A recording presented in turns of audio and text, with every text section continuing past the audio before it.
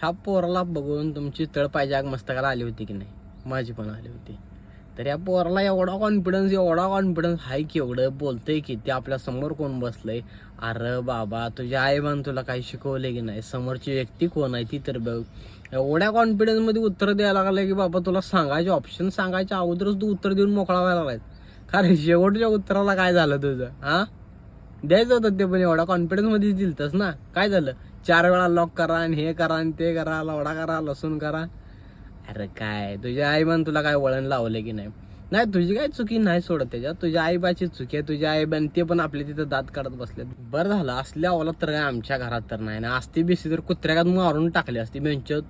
तिच्या आईला याच्या आईबान एक तर याला झाटभर बी वळण लावलं नाही. आणि ती बिंदूनी येड्याला उड्याची तिथं बसून हसायला लागले. जरा तर काय तर वाटू दे, समोर व्यक्ती कोण आहे बाबा, काय बोलते ते व्यक्ती. एवढा कॉन्फिडन्स असला कसला कॉन्फिडन्स मध्ये काढलं होतं का काय एवढ्या?